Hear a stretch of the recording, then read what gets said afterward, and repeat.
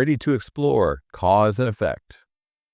We're diving into The Book of Why, the first chapter, by Judea Pearl and Dana McKenzie. And just so you know, Amir Rafai prepared this summary and, well, this whole thing. Pearl starts off with a really interesting hook, bringing in the story of Adam and Eve. Yeah, but he kind of puts a twist on it, right? Yeah, it's not really about religion, is it? Not really? It's more like, what if the forbidden fruit is all about humans figuring out cause and effect? Like actions have consequences. Like that's when we first realized it. Yeah. It's a really cool way to think about it, isn't it? Like understanding cause and effect, that's what makes us smart, right? Right. It's what separates us from animals, and even as Pearl says, even the most advanced AI.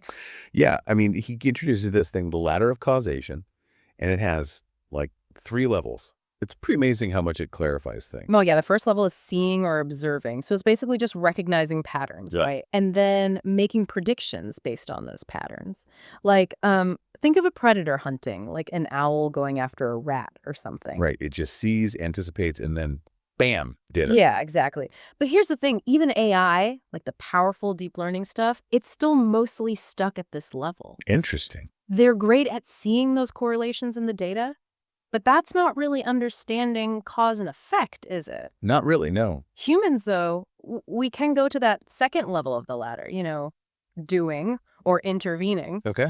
This is about knowing how our actions change stuff in the world. I see. It's not just that things happen together. It's like, if I do this, then that will change because of it. Okay. It's getting a little more complex now, right? Right. But then he adds a third level, imagining counterfactuals. Now, this is where things get really wild. Yeah, okay. This is like peak causal reasoning. All those what-if questions, right? What if I hadn't slept in this morning? What if I've made it to that meeting? Or what if we never invented the wheel? Would civilization be completely different? Wow. Those are some big questions. Right. And you can see how this, like imagining these alternative realities, that's so important for us to learn from the past, for making decisions, and even for, inventing new things. Yeah, totally. Pearl even connects this back to those early humans, with the cave paintings and stuff. Oh, yeah. Those creatures that are like part human, part animal, like that Lion Man sculpture. Yeah, I love those. He says those are like early examples of counterfactual thinking, Yeah. Humans imagining stuff that doesn't actually exist. That's fascinating. So how does he actually show these different levels? Because I'm thinking this is all pretty abstract, right? Well, he actually uses a pretty simple example, but it really makes you think. Yeah. It's this firing squad scenario. Okay. So there's a court order, right? Oh. And a captain, 2 soldiers, and the prisoner. Okay. A little intense, but I'm with you. The cool thing is he shows how you can represent this whole situation with a simple diagram. Just dots and arrows. Okay. To show cause and effect. So we're getting visual. I like it. Exactly. And then he shows how you can use this diagram to answer those questions at each level of the ladder.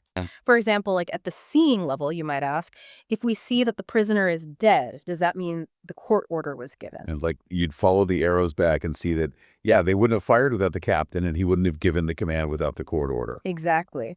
But then things get even more interesting, right? When we move up to doing, what if one soldier decides to just shoot without the captain's order? Does the prisoner still die? Right. Thinking about it, maybe not, because the captain didn't give the order. Right. But we can use the diagram to model that breaking the rules thing. We remove the arrow going into that soldier. He's acting on his own, right? And what we see is that, yeah, the prisoner still dies because the other soldier still fired. Oh, wow. So we're not just observing what happened, but actually intervening, changing things up and seeing what the new outcome is. This is kind of blowing my mind. And then there's the most complex level, right? Counterfactuals. Let's say afterward we ask, what if that soldier who acted alone, what if he hadn't shot? Would the prisoner still be alive then? That's a really tricky one, right? Hey, I don't think I can figure that out without the diagram. Exactly. And that's the power of this causal model, right? Yeah. We can rewind, kind of remove that soldier's action. And what we see is the prisoner still dies because the other soldier would have shot anyway. Wow. So it shows the difference between just seeing what happened and imagining those other possibilities. Right. This is all fascinating, but it seems very theoretical. How does this apply to real-world problems? Well, that's where he brings in these real-world examples, and he talks about the debates about the smallpox vaccination. Oh, right, back in the day. Yeah. Imagine you're looking at data, from back then, And you see that more people are dying from the vaccinations than from smallpox. Ooh, yeah, that's scary. Right.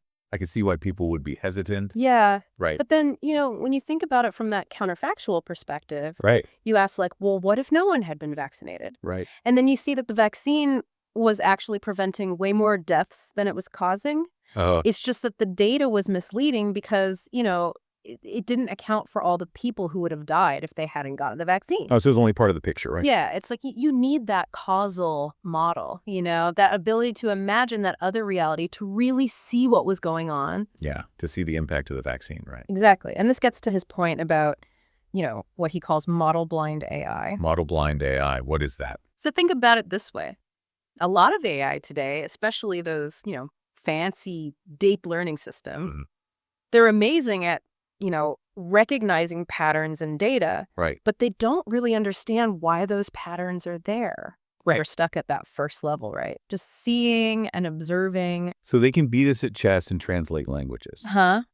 but they can't tell us why they made that move or chose that word. Right, exactly. They don't have that deeper causal understanding that humans have. Okay. And Pearl says that this is a fundamental limitation. Okay. Without a model of the world, Mhm. AI is always going to struggle with, things like flexibility and adaptability Okay. and making decisions in new situations. So it's like a self-driving car, right? It might be great on a route, it knows, Uh-huh. but then something unexpected happens. Right. Like a detour or a pedestrian does something weird, Right. and then it makes a mistake. Exactly. A human can think, okay, that pedestrian's not paying attention. I got to be really careful. Mhm. But a model blind AI, it just sees pixels and reacts in a way that's just completely wrong for what's happening. That's a little scary. Yeah. So what's the solution then? How do we teach AI, to climb that ladder of causation? Yeah. That is the big question. Right. Pearl says that the key is to equip AI with that ability to represent and manipulate causal knowledge, just like humans do. So we can't just give them tons of data and hope for the best. Right. We got to actually teach them about cause and effect. Okay. And he proposes this interesting idea. It's called the mini Turing test. Okay. Is that like the Turing test where you try to see if a machine can convince you it's human? Exactly. But the mini Turing test is specifically about causation. Okay. So you give it a simple story, you encode it in the AI somehow, Okay. and then you ask it causal questions that a human could easily answer. Okay. So like with the firing squad, you might ask, what if that soldier had chosen not to shoot? Exactly. Okay. And to pass the test, the AI has to really understand the story, not just give back a canned answer. So it has to show that it can actually reason about different things that could happen. Right. Imagine counterfactuals and get the consequences of those actions. So it's not just like raw computing power, right? No. It's about having a model of the world that lets it be flexible and adapt. Exactly. And Pearl thinks a key part of this is, using those causal diagrams, those hot and arrow things we talked about. They capture those essential cause and effect relationships in a way that both we and machines can get. And we can play around with them, right? Like remove stuff and see what happens. Yeah, exactly. It's like a tool to explore those what if questions. Yeah. What's interesting is Pearl says even young kids can get these concepts. Wow, really? He talks about research showing that 3-year-olds already understand the whole ladder of causation. So if a toddler can do it, Uh-huh. we can teach AI. Right. Well, in theory, yeah. But there are definitely challenges. Okay. One of the biggest is figuring out uncertainty. Right. Because in real life, things aren't as simple as that firing squad. Exactly. There's always a chance things go differently. We got to be able to factor in probability to account for the fact that sometimes our predictions are just wrong. Yeah, like that smallpox thing. Yeah. The data seemed like vaccines were bad, but that wasn't the whole story. Mhm. To really get it, you had to consider what would happen if nobody got vaccinated. Right. So that's where probability comes in. Exactly. It helps us figure out how likely different outcomes are. So for AI to really master this stuff, it needs to be able to use probability in its models. Okay. And this gets into some pretty complex math. That's a whole other topic. It is. But the payoff could be huge. Right. Imagine AI that can not only predict stuff, but also know why it's happening and then use that to make better decisions. That would change everything. In so many fields, right? From healthcare to finance to those self-driving cars. It's exciting to think about. Yeah. But Pearl says it goes even further than that. Okay. He thinks that understanding causation is also essential for stuff like figuring out who's responsible, learning from the past, even making ethical judgments. Wow. So now we're getting really philosophical. Yeah, we are. And that's what makes his work so interesting, you know? It's not just about building smarter machines. It's about understanding what it means to be intelligent, to make sense of the world, and, maybe even make a better future. And it all comes back to that simple idea that seeing isn't the same as doing, Uh-huh. and that thinking about what could have been is just as important as knowing what actually happened. It's a powerful message, and I think it speaks to anyone who's ever wondered about what intelligence is, the power of ideas and what the future could hold. Yeah. I'm pretty fired up right now. Me too. It makes you want to go out and find those causal puzzles in your own life. Start using these ideas and see what you discover. That's a great idea. I think that's a good place to stop for this part of our look at the Book of Why. Okay. But before we go, I want to leave our listeners with a little something to think about. So we've been talking about Pearl's ideas about causation, but he also has some pretty strong opinions about probability, like how they relate to each other. Yeah, he actually says we've been thinking about it wrong for, centuries. Oh, really? Yeah. How so? Well, for a long time, people have been trying to define causation in terms of probability. Like, if X makes Y more likely to happen, then X must cause Y. Probability raising, they call it. That seems to make sense, right? Like, we know smoking causes cancer because smokers are more likely to get it. Right. But as Pearl points out, that higher probability could be because of other stuff we haven't even considered. Maybe there's a gene that makes people more likely to smoke and get cancer. Ah, so it's like those confounding factors we talked about. Exactly. Correlation doesn't equal causation, right? Right. And Pearl is really passionate about this. He says, probability can't tell us anything about causation on its own. It can only describe what we see, not explain why. So probability is stuck on that first level, just seeing and observing. Exactly.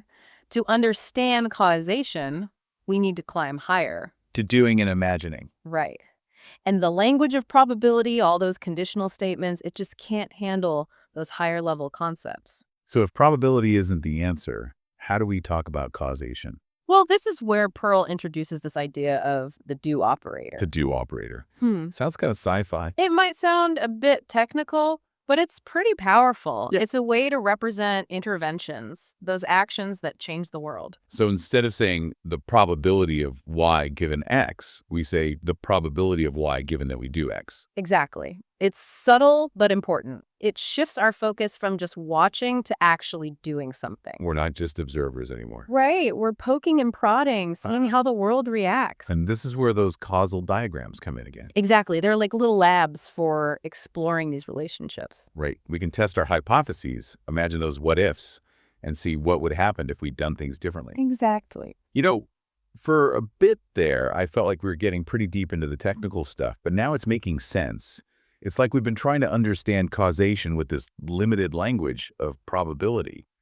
But Pearl is giving us new tools. Right. A way to finally grasp this fundamental part of reality. Exactly. And it's not just philosophy, right? No, not at all. Pearl says this has real practical implications. Oh, absolutely. He thinks it's crucial for making better decisions, designing policies, even for scientific discoveries. So this is about understanding the world, making sense of our choices, and shaping a better future. Exactly. It's a call to action, to move beyond just correlation and seek that deeper understanding of why things happen. This has been such an amazing conversation. I feel like Pearl's opening up all these possibilities, not just for AI, but for all of us. I agree. He sees this quest to understand causation as a human thing, It drives our curiosity, our creativity, our desire to make sense of things. Well said. And for all our listeners out there, here's a little something to think about. Think about a decision you made recently, big or small. Now try to analyze it using Pearl's ideas. What associations did you see? Did you intervene? Could you have made a different choice if things had been different? It's a great way to start applying this to your own life. It is. And who knows, maybe you'll discover something that helps us all understand the world a little bit better. Absolutely. That's a fantastic note to end on. Thanks for joining me for this deep dive into the Book of Why. I think we both learned a lot today. I agree. This is just the beginning, right? A conversation about intelligence, about causation, and about what happens when we start asking why.